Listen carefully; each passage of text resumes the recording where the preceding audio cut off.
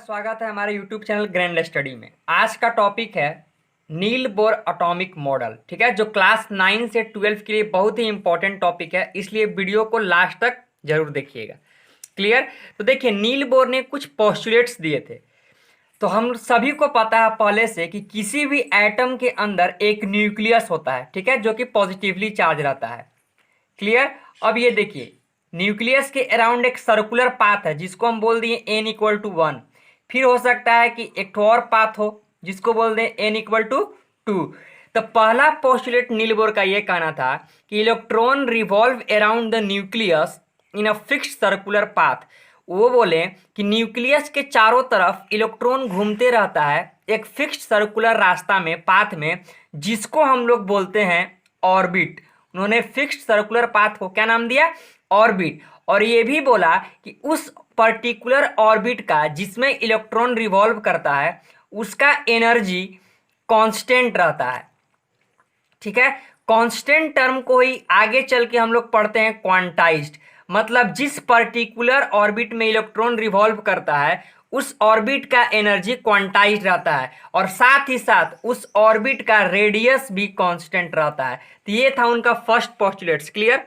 Ready.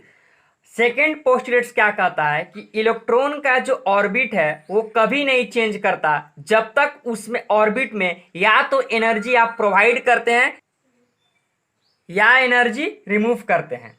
ठीक है, तो देखिए फिगर में देखिए, n=1, n=2, n=3, ऐसे सोन मूव होते रहेगा। तो जो n=1 रहता है उसको बोलते हैं ग्राउंड स्टेट।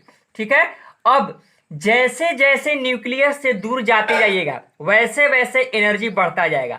यानी कि जो n=1 है इसका सबसे लोवेस्ट एनर्जी रहेगा क्योंकि न्यूक्लियस के सबसे करीब है, और जैसे जैसे दूर जाएंगे वैसे वैसे एनर्जी बढ़ता जाएगा। तो देखिए, अगर हम ऑर्बिट में एनर्जी जोड़ते हैं तो क्या हो जाएगा, इलेक्ट्रॉन जो है वो जंप्स कर जाएगा from lower state to higher state, यानी कि from lower n to higher n. Clear? अगर वही एनर्जी हम रिमूव करते हैं, किसी ऑर्बिट से इलेक्ट्रॉन का एनर्जी आप रिमूव कर देते हैं, हटा देते हैं, तो इलेक्ट्रॉन जो है वो जंप्स कर जाएगा from higher n to lower n. Clear? Higher n to lower n. को थर्ड पोस्टुलेट नील बोर का यह था कि wavelength of radiation emitted by an atom depends upon energy difference of initial and final orbit. मतलब जो orbit change नहीं होता था, चेंज करते थे एनर्जी देकर या निकाल कर, तो आपको रेडिएशन के फॉर्म में एमिट होता था। तो उस रेडिएशन किसी भी एटम का उसके एनर्जी डिफरेंस के डिपेंड करता है। जैसे hc/λ equal to EF minus EI, जहां पे EF है आपका एनर्जी ऑफ फाइनल ऑर्बिट। ठीक है, और EI हो जाएगा एनर्जी ऑफ इनिशियल ऑर्बिट, या इनिशियल को आप स्टार्टिंग भी बोल सकते हैं। क्लियर? अब देखिए, H मतलब आपको पता है प्लैंक्स कांस्टेंट, जिसका वैल्यू होता है 6.626 इंटू 10⁻⁻34 जूल सेकेंड।